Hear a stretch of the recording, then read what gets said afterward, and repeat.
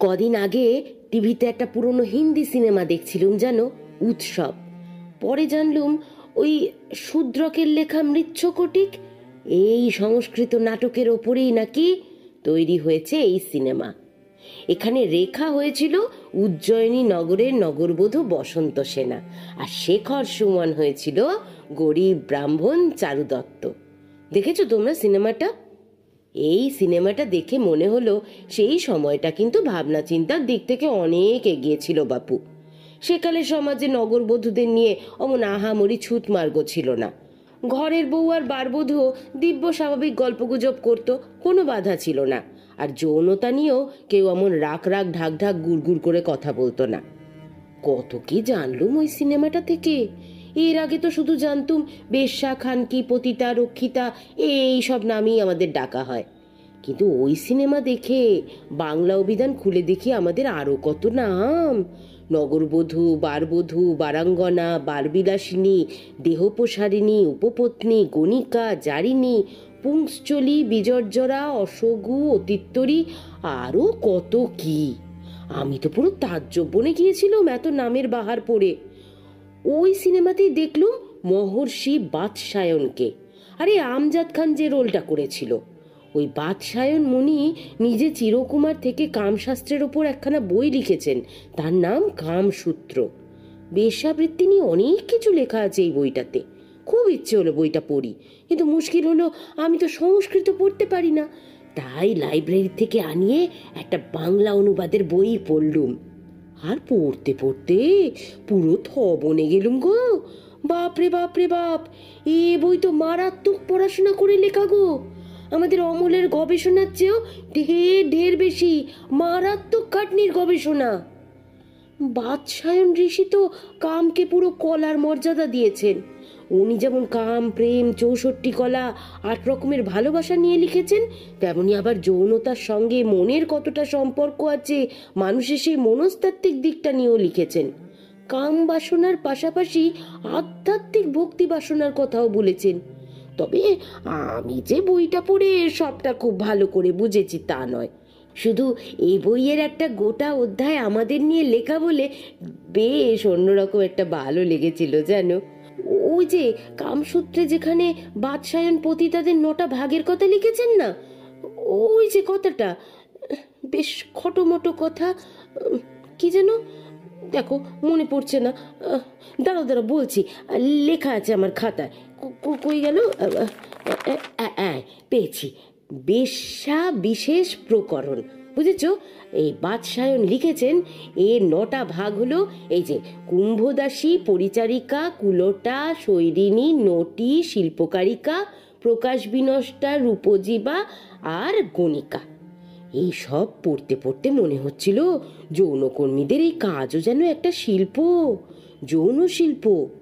বাদশায়নের ছোটবেলাটা কেটেছিল একটা বেশ্যালয়, সেখানে ওর মাসি কাজ করত, সেখান থেকেই কামকলা নিয়ে তার এত কিছু জানা। তার সময় কিন্তু বেশ্যারা আর 5টা সাধারণ মেয়ের মতোই বিয়ে, সন্তানের জন্ম দেওয়া, ঘর সংসার করা সব করতো বেশ্যাবৃত্তি না ছেড়েই। শুধু বিয়ের পর প্রথম একটা বছর স্বামী ছাড়া অন্য কোনো পুরুষের সঙ্গ করা মানা ছিল। কিন্তু বিয়ের 1 বছর পার হয়ে গেলে বেশ্যাবৃত্তিতে আর কোনো বাধা থাকতো না। শুধু কি তাই, কৌটিল্যের অর্থশাস্ত্রে আছে প্রথম মৌর্য সম্রাট চন্দ্রগুপ্তের সময় কৌটিল্যের হাত ধরেই দেহ ব্যবসা শিল্পের পর্যায়ে পৌঁছে গিয়েছিল, যে শিল্পের নাম ছিল বৈশিক কলা। সে সময় দেহ ব্যবসা ছিল খুব সম্মানিত পেশা। জ্ঞানী মানুষরা এ শিল্পের চর্চা করতেন, শিক্ষা দিতেন। এমনকি অর্থশাস্ত্রে গণিকাধ্যক্ষের কথাও তো আছে। তার কাজ ছিল রাষ্ট্রের তত্ত্বাবধানে গণিকাদের সংগঠিত করা আর দেখভাল করা। গ্রিক পর্যটক মেগাস্থিনিসের বইতেও এক পরিদর্শকের কথা আছে জানো, যারা গণিকাদের সাহায্যেই রাজ্যের সমস্ত কাজের উপর নজর রাখতেন আর রাজার কাছে গোপন রিপোর্ট দিতেন। বোধহয় তাই বলা হতো গণিকা মানে সরকারি কর্মচারী, আর সরকারি নিয়ন্ত্রণের বাইরে যারা দেহ ব্যবসা করত কৌটিল্যের অর্থশাস্ত্রে তাদেরও নাম দেওয়া আছে। যেমন পুংশালী হলো সাধারণ দেহ ব্যবসায়ী, সুরাসুন্দরী হলো পানশালার ওয়েটার, বন্ধকি মানে ঘটনাচক্রে দেহ ব্যবসায় জড়িয়ে পড়া গৃহবধূ, বেশ্যা হলো কারুকুশীলভ বা গুপ্তচর, সাধ্বী ব্যঞ্জনা হলো সতীত্বের ভান করে থাকা পুলিশের গুপ্তচর, দেবদাসী মানে মন্দিরের সঙ্গে যুক্ত পবিত্র বারাঙ্গনা, আর পরিব্রাজিকা হলো আরকাঠি বা দালাল। এদের সামাজিক মর্যাদা ছিল রাজ অনুগ্রহ পাওয়া গণিকাদের চেয়ে খানিকটা কম। যুদ্ধক্ষেত্রে, শিকারে আরো অনেক সময় রাজাদের সঙ্গে গণিকারাও গিয়ে থাকতো। জৈন লেখক হেমচন্দ্রের লেখায় আছে তো, রাজা নন্দ গণিকার গর্ভজাত এক নাপিতের সন্তান। আর বৌদ্ধ বইগুলোতে তো বিখ্যাত নগরনটি আম্রপালি, শালাবতী, শ্যামা, সুলমা এমন অনেকের কথা আছে যারা বুদ্ধি আর কলার গুণে সমাজে মর্যাদা পেয়েছিলেন। তাহলে বুঝতে পারছো সে যুগের গণিকারা সমাজে, দেশে কত গুরুত্বপূর্ণ মানুষ ছিল। তাদের যখন তখন কেউ ভোগ করতে পারতো না, খারাপ কথাও বলতে পারতো না। এমনকি তাদের ব্যক্তিগত সম্পত্তিরও অধিকার ছিল।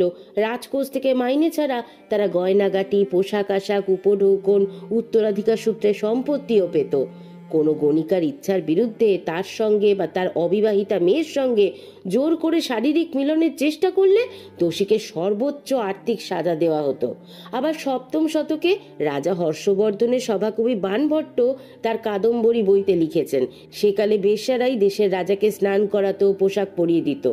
আর কাশ্মীরের মন্ত্রী ও কবি দামোদর গুপ্ত নবম শতকে বিকরবালা নামে এক বয়স্ক বেশ্যার উপদেশ নিয়ে কুট্টনি মত বলে একটা বই লেখে। এই কুট্টনি মতও কিন্তু কামসূত্রের মতো একটা কামশাস্ত্রের বই।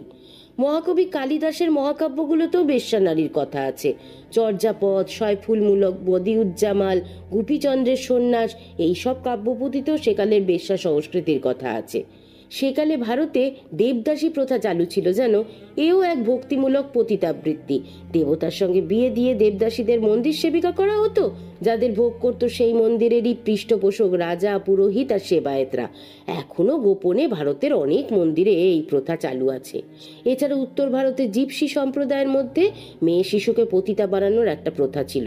বিহার আর উত্তরপ্রদেশে ছিল নায়েক, পশ্চিম ভারতের গুজরাটে দেহে ও বর্ণের পতিতা, আর দাক্ষিণাত্যে ছিল মোহর নামের উপজাতীয় পতিতা।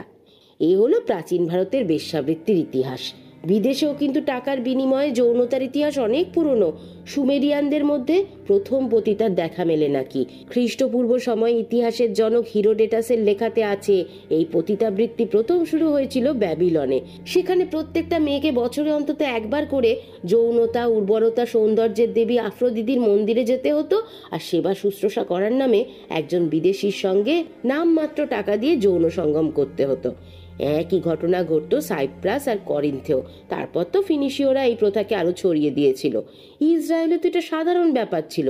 ইজাকেইলের মতন কয়েকজন নবী অবশ্য এর বিরুদ্ধে যুদ্ধ ঘোষণা করেন। তবে প্রাচীন গ্রিস, এথেন্স, রোমেও বেশ্যাবৃত্তি চালু ছিল। এথেন্সের আইন প্রণেতার কবি সোলন খ্রিস্টপূর্ব 6 শতকে এথেন্সে প্রথম বেশ্যালয় তৈরি করেন। তখন অনেককে বাধ্য করা হতো এই বেশ্যাবৃত্তি নিতে। ইউস্তিয়ানের স্ত্রী রোম সম্রাজ্ঞী থেওডেরও প্রথম জীবনে তো বেশ্যা ছিলেন, তবে ওখানকার পতিতারা ছিল স্বাধীন। আর পৃথিবীতে প্রথম বেশ্যাবৃত্তিকে পেশা হিসেবে লাইসেন্স দেওয়া আর কর দেওয়ার কাজটা শুরু হয়েছিল এই রোমান আমলেই। কিন্তু আরবে বেশ্যাবৃত্তি ছাড়াও আরো অনেক খারাপ কাজ চালু ছিল।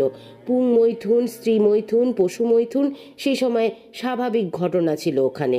চীনেও এ পেশা অনেক পুরনো। ইয়াংচি চীনের ইতিহাসে প্রথম স্বাধীন পতিতা। চীনে আবার তাং রাজবংশ একটা নির্দিষ্ট এলাকায় বেশ্যাবৃত্তি চালু করেছিল।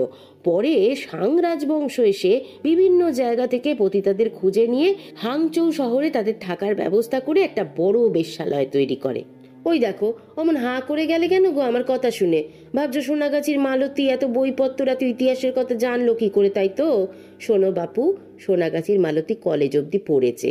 আর আমার একটা বাঁধা বাবু আছেন, তিনি একটা নামজাদা কলেজের বাংলা স্যার। আমি তাকে ডাকি পুতি বাবু বলে। সেই যে গো ওগোবধূ সুন্দরী সিনেমাতে যেমন উত্তম কুমারকে মৌসুমী ডাকতো না, তেমনটা। তাই পুতিবাবুর কাছ থেকেই বইপত্র নিয়ে আমার এত সব ইতিহাস পড়া জানা। উনি বলেন, পড়ো মালতী, পড়ো। না পড়লে দুনিয়াটাকে জানবে কি করে, নিজেকে সম্মান করবে কি করে, আর ছেলে মেয়েকেই বা মানুষ করবে কি করে? তাই পড়ো। ওনার কথাগুলো ভারী মনে ধরে আমার। না গো, এটাকে শুধু ভালোবাসা বলা যায় না, বলবো শ্রদ্ধা, বলবো ভক্তি। আমার কাছে উনি দেবতার মতো। হয়তো আমার এই লেখাপড়ার ইচ্ছেটাকে জাগিয়ে দেওয়ার জন্যই বুঝিবা। এত কথা শোনার পর নিশ্চয়ই মনে হচ্ছে মালতী যে কিনা এত পড়াশোনা করতে ভালোবাসে, কলেজে অবধিও পড়েছে, সে কিভাবে এলো এই জগতে, সে কথাই শুনবেন পরের পর্বে।